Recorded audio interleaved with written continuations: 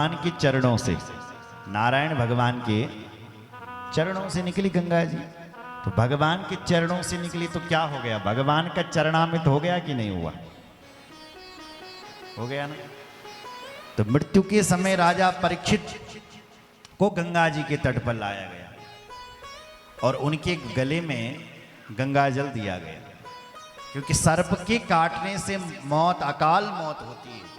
राजा ने सोचा यदि मैं गंगा जल पी लूंगा तो मैं अकाल मौत से तर जाऊंगा, इसलिए गंगा जी के तट पर। दूसरी बात है कि चिता को गंगा जी के तट पर लाते हैं।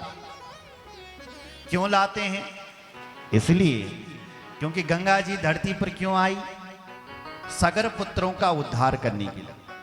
सगर पुत्र नहीं थे, सगर पुत्रों की राख पड़ी हुई थी, तो गंगा जी ने उस राख का स्पर्श किया, उनका उद्धार हो गया।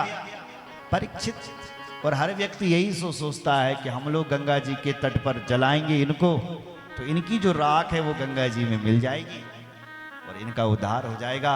जैसे सगर पुत्रों का उद्धार हुआ, ऐसी महाराज परीक्षित का भी उद्धार हो गया। बोलो भक्त वत्सल भगवान की जय। संस्कार किए गए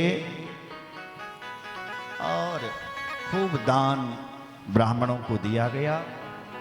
समय बीता, सुमुहूर्ते सुतं बालं प्रजानां प्रीतिवर्धनम् सिंहासने शुभे तत्र मंत्रिणः सन्निवेशयन्। मंत्रियों ने परीक्षित के पुत्र को समय पर राजा बना दिया। उसका काशीराज की बेटी थी जिसका नाम था वपुष्टमा। परीक्षित के पुत्र जन्मेजय का वपुष्टमा के साथ विवाह करवाया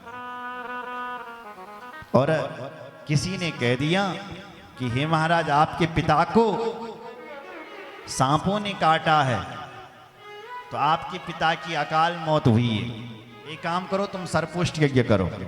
सर्पों से बैरी थे तो सर्पों का यज्ञ करने लगे महाराज। सर्पोष्ट यज्ञ हो गया, सर्पों को जलाना शुरू कर दिया।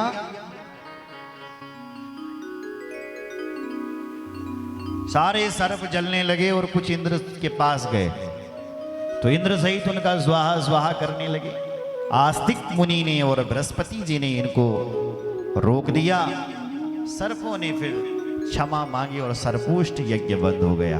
यज्ञ बंद हुआ, भगवान वेद व्यास जी चल कर के आए।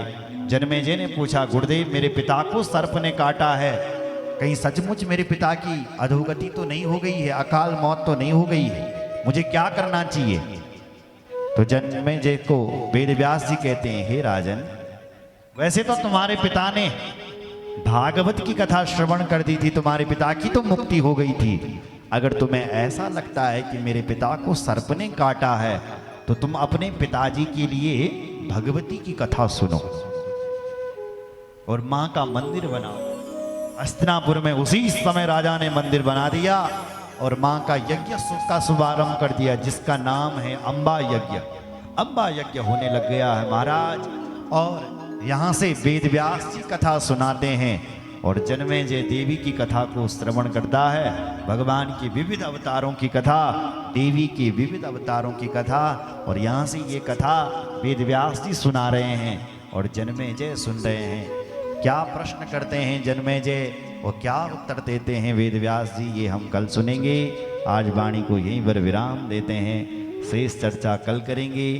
और विशेष सूचना, कल भगवती की कथाओं का विस्तार करते करते हम लोग माँ का यज्ञ का वर्णन, कन्या पूजन का वर्णन, नवरात्रों का वर्णन, राम जी की विजयी भगवती का यज्ञ करके राम जी ने व्रत करे माँ के, और फिर राम जी की विजयी, उसके बाद वसुदेव जी ने भी देवी की आराधना की, फिर उनके यहाँ श्री कृष्ण भगवती की कृपा से उनका पुत्र भगवान ही बने। तो कल हम भगवान कृष्ण का जन्म उत्सव भी यहाँ पर धूमधाम से मनाएंगे। सभी लोग पीले वस्त्र धारण करके आइएगा और थोड़ा थोड़ा माखन मिश्री साथ में लेकर के आएगा। टॉफी, बिस्किट, खिलौने भी साथ में लेकर के आएगा। खूब धूमधाम से हम लोग, कल यही समय होगा जब हम श्री कृष्ण जन्मोत्सव का आनंद लेंगे, मनाएंगे। आप सब बन ठन करके पीले वस्त्र धारण करके आइए। बोलो शंकर भगवान की जय हो। रामचंद्र भगवान की जय हो। गंगा मैया की जय। सद्गुरु भगवान की इष्ट देवताओं की जय। कुल देवता की जय। हर हर महादेव। आइए एक भजन करके वाणी को विराम दें।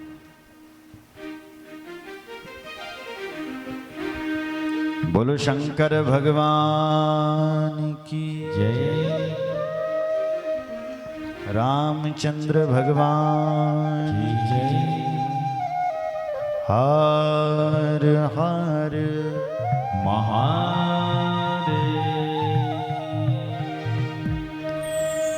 ओ सखी वृंदावन जोला